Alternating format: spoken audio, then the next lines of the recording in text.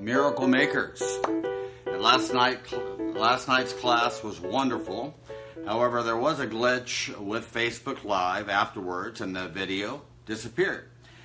And as always, we accept all things as they are and let go of what should be. So I'm going through the first 10 miracle principles again on Facebook Live personally here. This morning, 15 people have agreed to begin the workbook lessons under the Academy of Spiritual Awakening and becoming a licensed minister with us, which began this morning. Those students have agreed to engage with us through our website or under TASA's page on Facebook, both here on our description. We are allowing a 2-week cushion on the lessons to give people an opportunity to miss a day from time to time. So then, you also have some time to join with our brothers and sisters under the Academy. You can also just audit this class if you want to. As we move through the text and lessons, we are using the version from the Circle of Atonement, A Course in Miracles based on the handwritten notes of Helen Schucman. And sometimes our interpretation of the Course may disagree, and we are both okay with that. Every day, TASA operates with kindness, healing, graciousness, courteous, and respect. Let's begin right now the introduction of the text, and I know it well. This is A Course in Miracles. It is a required course. Only the time you take it is voluntary. Free will does not mean that you can establish the curriculum.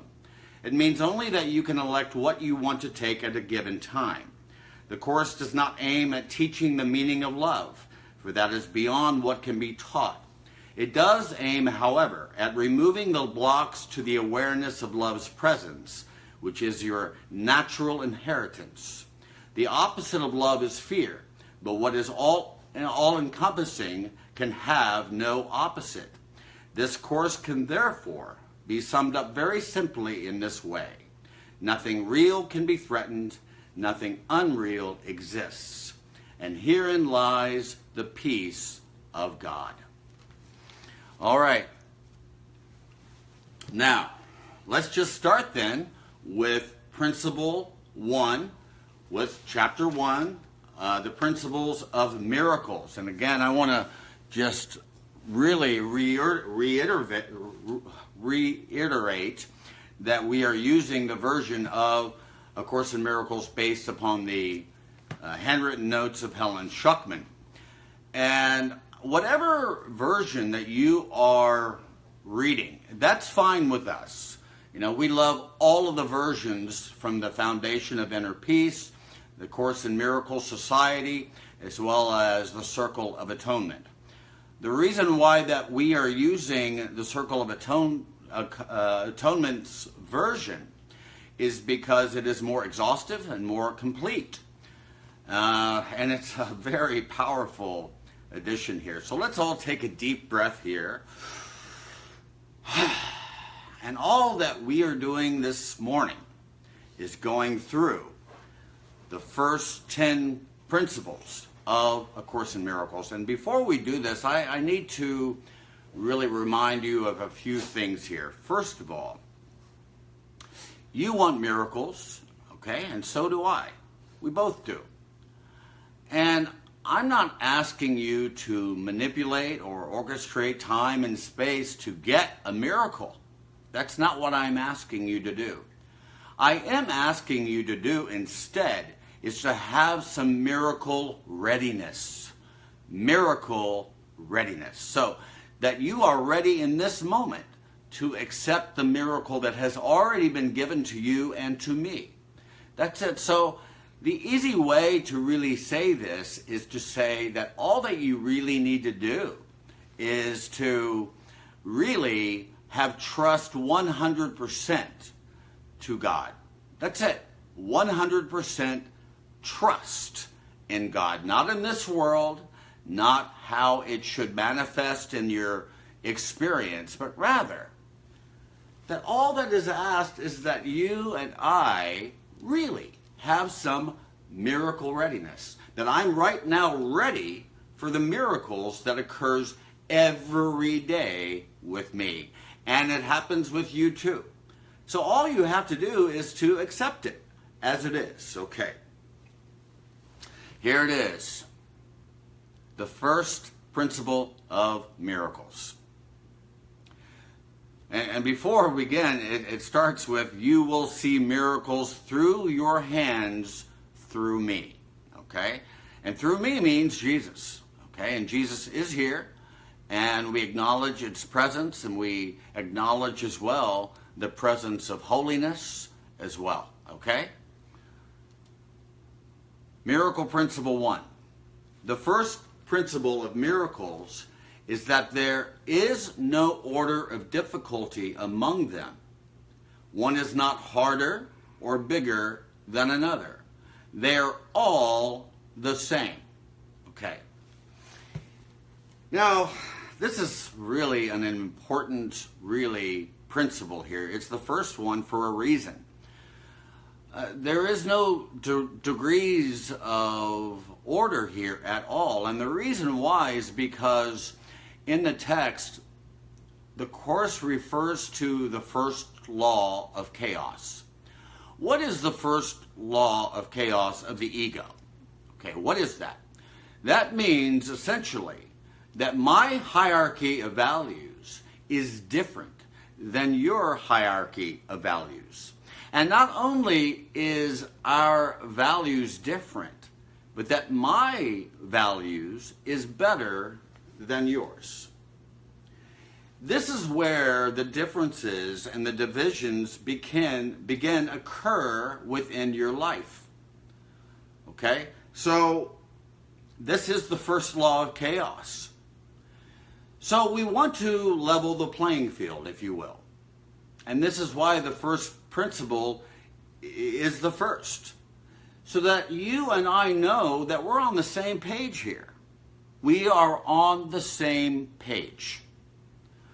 Okay? I'm not better than you, and you're not better than me. We are on the same page. Okay? That's why miracles say, one is not harder or bigger than another. And another way, too, I really want you to understand this with me.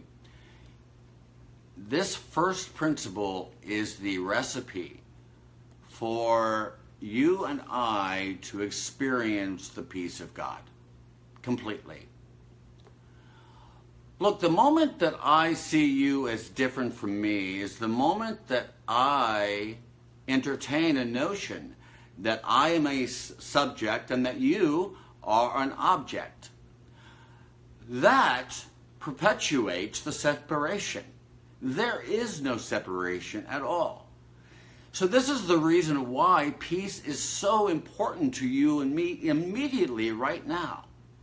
So in order for me to know peace of God right now is to know, as I did last night, our Facebook Live went afterwards. We had a wonderful class, a lot of students there, and then afterward, Facebook, it just disappears, right? So I had to accept all things as they are and to let go of the should. Oh, it should look like this and so forth. That's what we are really discussing today, is we want to remove all of the lines of demarcation that we have placed between ourselves and other people and know that we are one in this moment, okay? This is the first principle. And when we do that, when we get off of the battlefield that we are on every day and just say, oh, this is how I experience the peace of God. Okay. So, principle 2.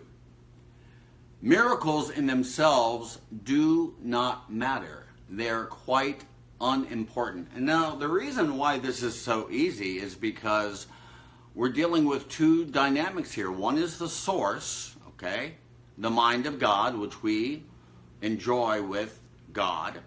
And the second is the effect, the world of form. So it would be a difference between content and form. This is a course in content and not in form of any kind. So what we are experiencing then in this world is essentially an effect. It's an effect here. And I don't know why my there we go. Okay, we're better here. I don't know why, and we're talking about the reason why that what is occurring within the world is a mirror, essentially. So you're essentially looking at the world as an effect, as opposed to believing the world is going to cause you to be have an experience of suffering. Okay, all of this comes from you. All of this comes from you.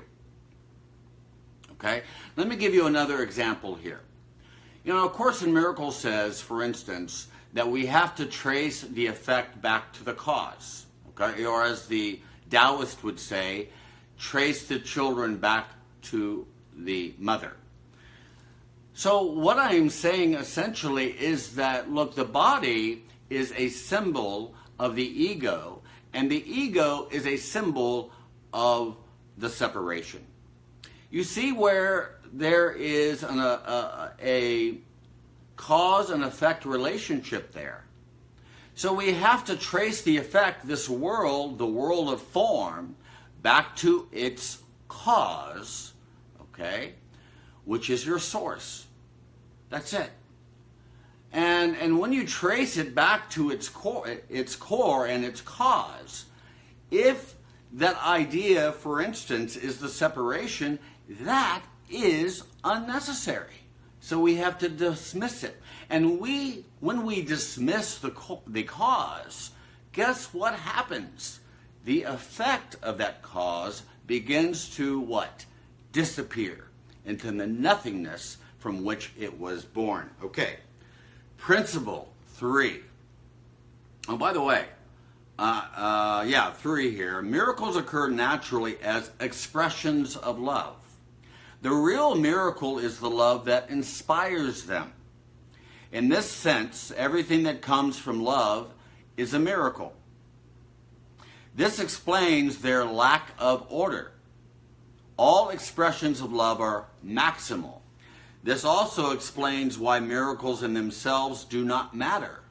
The only thing that matters is the source, and that is far beyond human evaluation.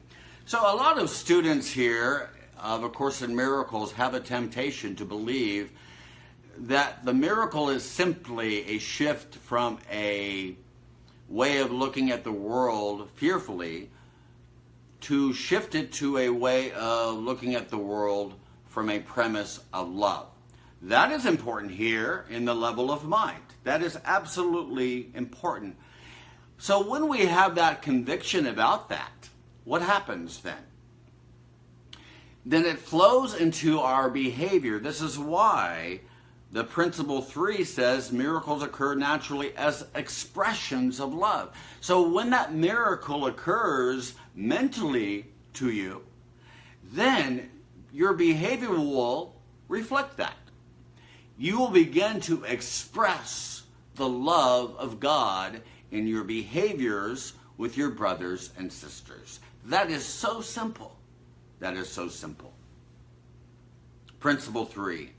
Please read these three principles as often as you can today, as if there were going to be a quiz this evening. Keep in mind, this is the notes, the handwritten notes of Helen Schucman. So from time to time, you're going to get the instruction that was given to Helen Schucman from Jesus saying, hey, reread the first 3 principles that I have given to you already. Reread it here as often as you can today, because they are very, very important here. Also, here it says there as well, this is merely to introduce structure if it is needed. It is not to frighten you, Do not feel guilty if you are doubting these principles. Just reread them and their truth will come to you. My strength will support you, so don't worry and leave the rest to me. My goodness, look, and this is really new for Course in Miracles students here. Leave what you are worrying about to me. And Jesus gave to Helen a very specific instruction because she was very absorbed by the world of time and space. And so Jesus said, hey, why don't you just give the minutia over to me? Give it to me. And I will correct time and space for you. Time and space is not my problem. It's your problem. So I can really assist you. All you have to do is give all of the little things, the minutia within this world, over to me. And when you do that, my God, your experience then within this world becomes beautiful. Without strain, without struggle at all. All you have to do is ride the wave. That's it. And when you do that, beautiful and a masterpiece begins to arise within your experience. Okay. And also, it says this is merely to introduce structure. Look, folks, we've got 15 students here from Florida and West Palm Beach, Miami, and Stewart, as well as California, Michigan, Washington, D.C., and I think that there's a couple of other states as well. And I think Chicago as well. And I have said to them, and I just emailed them this morning and said, look, I'm going to send you here lesson 1 of this. And it's really important that you have some structure here. And a reminder, too, of the reason why that you're here in this world in the first place. There's a reason for this. And I'm here to give you that reminder, to give you a little bit of structure here, because folks, you really, and I need it too, that structure is necessary.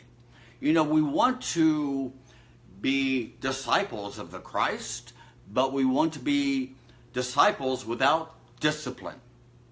So having a little discipline is necessary, and this is why I'm going to email every day for 21 days the lesson from A Course in Miracles to our students by email and also through our website and the page on Facebook Live. And I'm doing that for 21 days for a reason. You have to have 21 days to make it a habit for you. And after 21 days, folks, your students, our students here under the Academy, you're on your own then after that. We're going to engage with you every week, and we're going to answer your questions and comments and so forth. We're going to engage with you. But folks, you've got to do this lesson personally. Okay? It's not my path. I've done this several years. Okay? It is your path.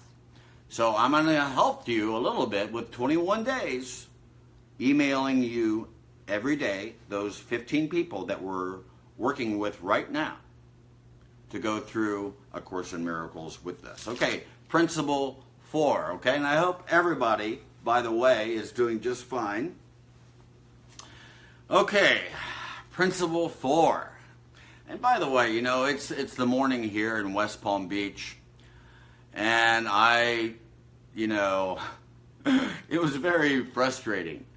And it lasted only a few moments because, you know, awakening doesn't ask that you never have moments of frustration or fear or anything. It does, however, ask for us to not hold on to those grudges or grievances or frustrations at all, but to let it go as quickly. And so I asked myself this morning, what do I do? What do I do right now? What would love do now? And the answer was, look, do another video here and go through the first 10 principles of the miracles. And so that's what I'm doing now, okay? Am I experiencing the peace of God? Oh, absolutely I am. Why? Because I have let go of the past. There's a statement in this book, and I know that it's not in the other versions as well, but I say it to myself almost every day. And last night, the students here in West Palm Beach, we went through this together. And I said, folks, say this with me. The past is over. And with its passing, the drive for vengeance is uprooted and then disappears. Okay? This is the gift that we get every day when we let the past go entirely. This is why we call forgiveness extreme forgiveness. Because we have to understand the illusory nature of what the ego presents to us every day. And most times, it is at its very core an illusion, an hallucination, a phenomenon. Okay? Be mindful of that as we go through it here. And already we're on principle 4. Okay, all miracles mean life. And God is the giver of life. He will direct you specifically. Plan ahead is good advice in this world, where you should and must control and direct where you have accepted responsibility. But the universal plan is in more appropriate hands. You will know all you need to know. Make no attempts to plan ahead in this respect. Look, I know that I'm fully aware of Course in Miracles saying to you and me, hey, place the future into the hands of God. Okay? I do this every day. I place the future into the hands of God. But this principle is very interesting because it really is two aspects of it.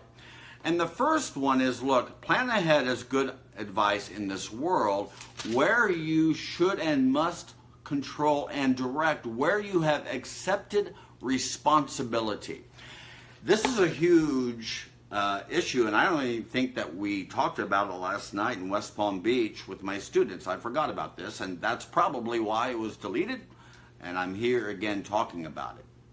So the first aspect of this is very important here. That you should and must control and direct where you have accepted responsibility. This is what most people miss entirely.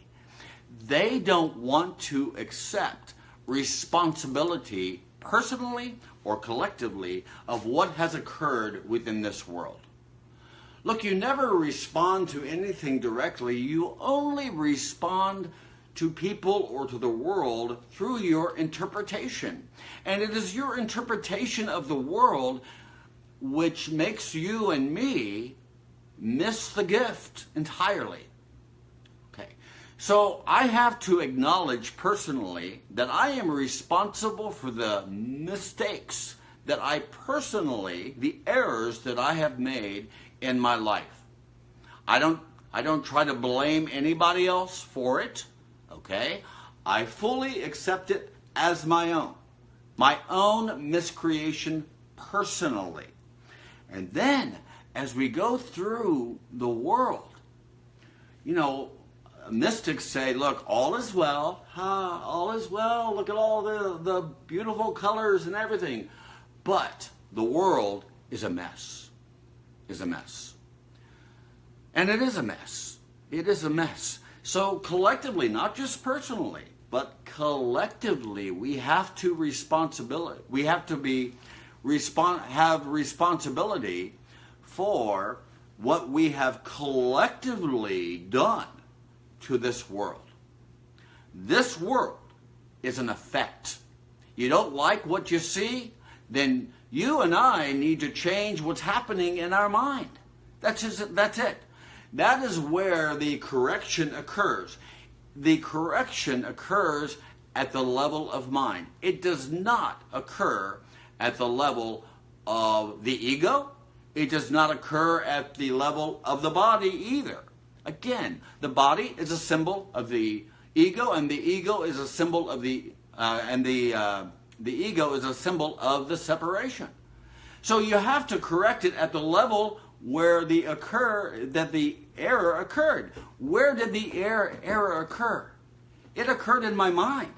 When I placed all of my belief and faith in a notion that was completely not true.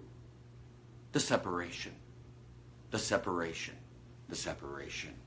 which is a fallacy. And the second aspect of this principle says, but the universal plan is in more appropriate hands. You will know all you need to know. Make no attempts to plan ahead in this respect. And this is why you really want to place the future into God's hands. Okay? That's it. Time and space is not your problem. Time and space is not my problem either. And so when you place the future into the hands of God, you're going to experience the beauty that is the result of completely surrendering what you think is happening to you right now. Principle 4. Miracles are habits and should be involuntarily. Otherwise, they may become undemocratic.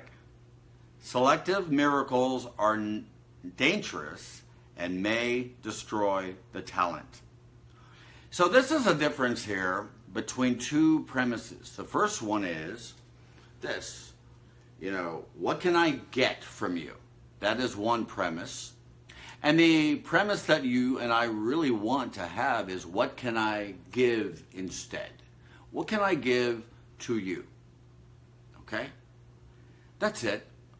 In other words, you're not coming from a premise or a mentality that believes in any way, shape, or form in lack or limitation. And so you gently shift your perception to a world instead in which you can say, hey, what can I give in this moment? What can I give in this moment? Okay? All right. So, principle 5. Miracles are natural. When they do not occur, something has gone wrong. Something has gone wrong if you miss what has been given to you in this moment. So when anger or grievances or grudges or anything enter into your mind at all, that is where something does not occur. That occurs then when the miracle misses you and you miss it. Okay? Look, your mind is holy. It's so holy that you miss the minutia of this world when you place your attention and your energy and your time to it. Okay. Principle 6. Miracles are everyone's right, but purification is necessary first. Okay. Robert Perry from the Circle of Atonement has a footnote here, and I want to mention it to you. And Robert is wonderful. I love him so much. And his team is wonderful too in furthering the message that we are giving to the world. So, and again, as I said previously, but it bears repeating, we're not going to agree 100% of the time. But I would say that 95% we agree with each other about the interpretation of A Course in Miracles. So this is what Robert Perry is saying here. The purification necessary is not of the body or soul, but of our thoughts. As we see in this line from lesson 151 of the workbook, your ministry, which consists of giving miracles, begins as all of your thoughts are purified. And this is what I meant earlier when I said, again, you're dealing with 3 levels here. The level of the body, the level of the ego, and the level of the mind. And all of the purification occurs in the level of the mind. It does not occur when you try to correct in any way, shape, or form the world of the world and the level of the ego or the body, because those 2 things has already occurred. It's an effect, and all that you're really dealing with in this world right now is the past. Let me give you an example here. When I look at you right now, the light that comes from the world comes to me and illuminates my experience, and it goes into my retina in my eye, and it bounces onto you. And then it comes back to my mind. And so I look at what has already occurred, and I have to acknowledge that what I am seeing right now in this moment, even on Facebook Live, is already over and done with. So all I'm doing is responding to is the past. That's it. Okay. Okay, here we are. Principle 7. Miracles are a form of healing. They supply a lack and are performed by those who have more for those who have less. So in our experiences here in this world, we have to really understand that, yeah, people they're not sinful, they're not sick, they're not broken. Okay? Because the moment that I see a person as sick or broken, then I have to acknowledge that I am sick and am broken. Okay? However, it is important for us to really understand how I can properly and appropriately respond to people that are having what A Course in Miracles calls a call to love or a call to health. That's it. So when my brothers and sisters experience from moment to moment, experiencing a struggle with sickness or a lack of love and so forth, all I have to do is change my perspective and perception of that person. Right now, my dog Leo is right here on his pillow right next to me, and he's sleeping. Oh, and that's my cat right there, Bitty Kitty or Nina. I don't know which cat that is, but anyway.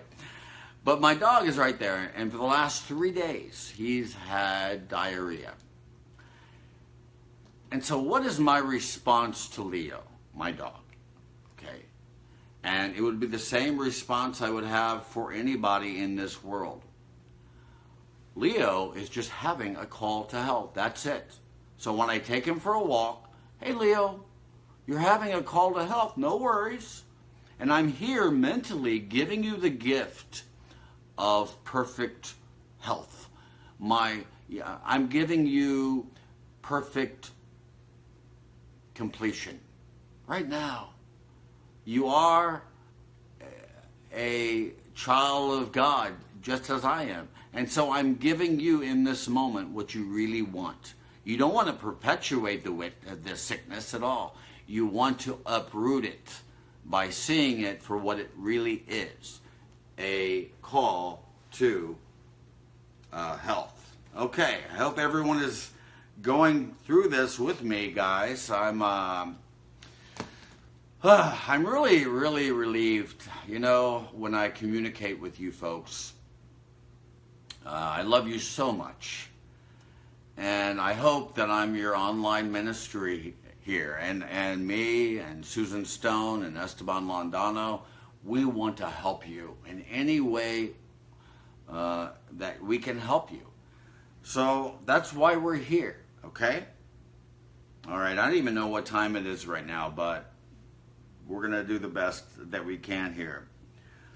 Okay, I guess I'm on principle 8 here. Miracles are a kind of exchange. Like all expressions of love, which are always miraculous in the true sense, the exchange reverses physical law. Okay, again, it's what I really talked about earlier.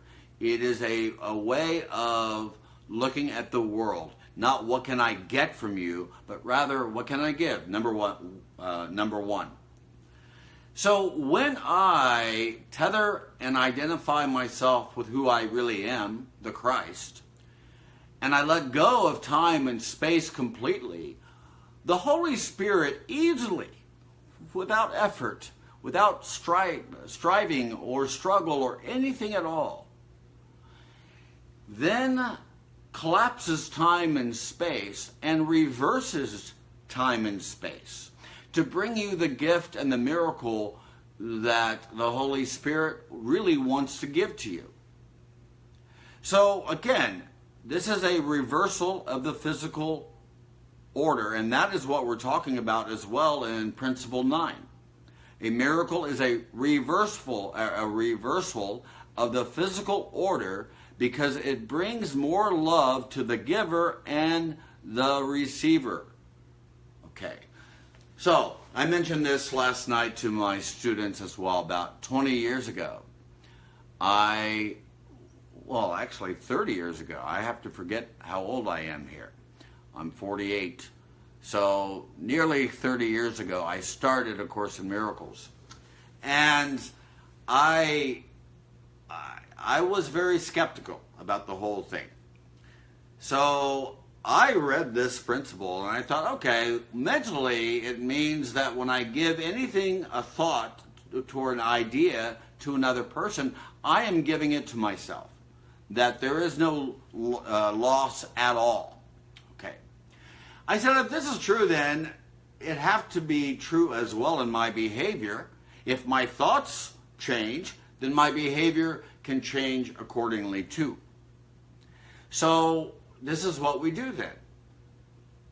I went to Europe, and Paris, and London, and Oxford, and I got some souvenirs for my family, and I got home in Kansas City when I was like 20 or so, and I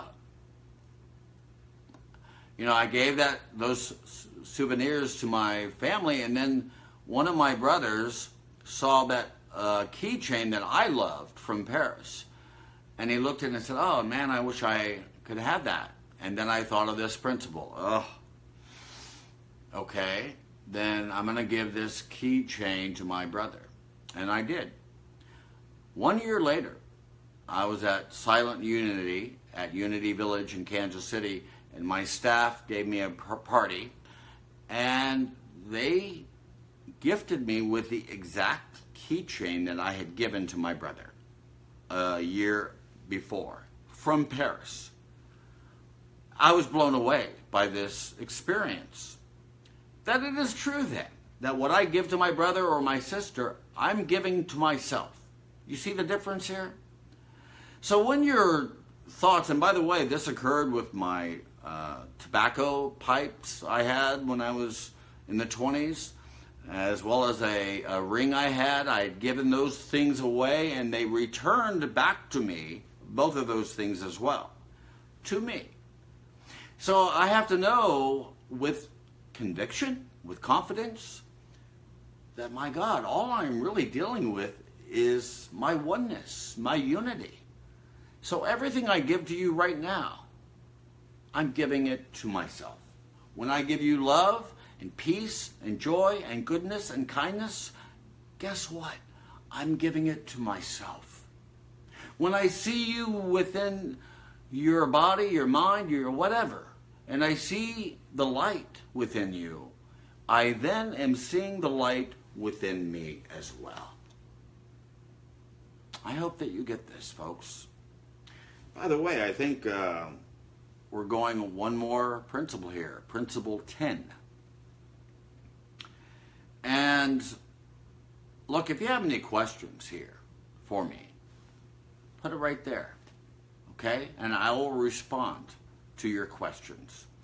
And I really want to be engaged with you every day. And for those 15 students that is going through A Course in Miracles with me, I'm going to just say this. You and I both, in the past, has been distracted, okay? And we are so heavily invested in time and space that we miss why we're here, what we are doing, and where we're supposed to be going. So these lessons that we go through together is powerful, okay? It's powerful. And it's a daily reminder. And it's also a very simple structure that has been given to us. Look, I don't even know how I could live my life without having the foundation of A Course in Miracles at the very center. Okay? Now, let me, you know what I'm going to do today then? I'll read the Principle 10 here, and then I'm going to move to just reading Lesson 1 with you. This is what we're doing today anyway. Lesson 1, it's right here. I got it. Let me put a thing here. And that's very brief, by the way. And then I'll do the lesson with you, okay? And then I'm done. And then I'm going to process this video, this Facebook Live, and put it on YouTube, on our website, which is right here, by the way. And by the way, the donate button, I think, is here as well. And we very much appreciate your support. This is a donation-based organization. Okay, I'm not here to get anything from you. But if you look into your heart and you can give a donation to the Academy, we very much appreciate that implicitly. Okay, Principle 10. The use of miracles as spectacles to induce belief is wrong. They are really used for and by believers. A miracle is misunderstood when it is regarded as a spectacle. Okay, the reason why is because people think that they are better than other people. Look, I went through my own recovery. It'll be 12 months on August 1st. And you all know what I went through. But for me to make my body or my ego a spectacle of what I went through with grace and so forth, I think that would be egotistical. And so that's why I have to let that story go completely and to accept my own identity instead. So I'm not here, when I'm talking about miracles, I'm not talking about making in time and space and the world of form a spectacle for you. Look, the spectacle occurs mentally, not in behaviorally. It happens up here. That is where the quote-unquote spectacle occurs. Okay, that's the first 10 principles that we just went through, folks. And we got 40 more. And we do this every Thursday nights here on Facebook Live, and normally that works.